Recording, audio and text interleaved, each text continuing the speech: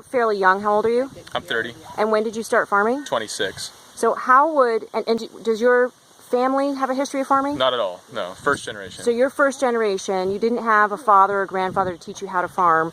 How did you get started farming then? Well, the beauty is in 2016 we have YouTube, and there's a lot of books, and there's a lot of people that have done this already. So there's never been a better time to get involved with agriculture. It's Joel Salatin said, never been a better time or more efficient time. The market's there. People want to buy good food. They would love to be able to support a small, up-and-coming farmer, but it's hard work. So don't get into it unless you want to get your hands really dirty and your feet really dirty, and you're willing to work really hard. But it's a great opportunity to get involved right now. And did you go to agriculture school? Not even a little bit. No, I went to YouTube school, and and a lot of this stuff is common sense too. A lot of people don't realize there's some technical aspects to it, but when you put animals outside on pasture, a lot of it just comes naturally. I could almost guarantee that your great grandma, at least, or grandpa was like a farmer. Agriculture is in our blood, so it's not rocket science. So how does one get started? Did you have to get a loan to start, or you had to lease some land, right? We had 2 acres of leased land in Temecula that we were living on. And so we just started putting chickens out there, and no, we didn't do a loan. We just put we put about $2,000 total in, and we said we're just going to reinvest this, and all the profit that we made, we would reinvest it and reinvest it and reinvest it. And so now, we've never had a loan. We've never borrowed money. We've just funded it from our own profits, and it's been really fun to do. That's amazing. So you didn't have to take out any huge debt or anything? Zero debt. Yeah, we're debt free. So.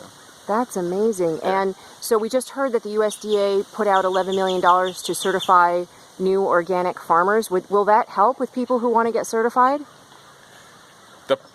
Here's my personal philosophy. A lot of the stuff the USDA does is for the big farms, right? So I don't know. That money's not coming my way. I could guarantee you that. I don't like to rely on the government to do what I want to do. I like to do my own thing and then find my customers that want to support me. So we've made a point to not go after grants, and you can get really wrapped around the axle waiting for the USDA to fund your operation. I think there's a lot better way to do it than that.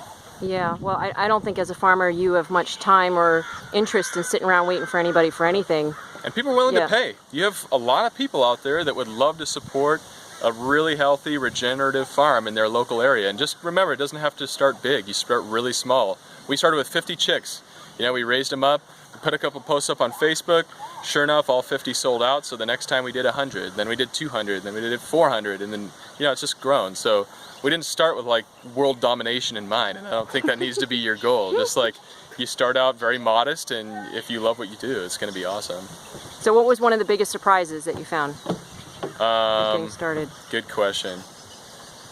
On a positive side, how fun it actually is to be out here, like working. Like, look at my office every day. It's ridiculous that I get to come out and do this. I was a desk jockey before, certified public accountant, working, cubicle and everything else. So just like the happiness that you get to come to work every day, and it's super hard work, but what would you rather be doing than outside with happy animals and like a beautiful environment and amazing customers? So on the negative side, it's more work. So I was like working 60, 70 hours a week as an accountant, like bummed out how much I was working. That was nothing compared to what I've put in to this company.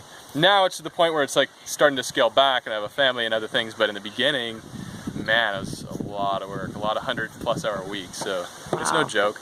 Yeah, you got to be ready to work hard. Yeah. But I imagine it's fulfilling? Super fulfilling, yeah. Satisfying and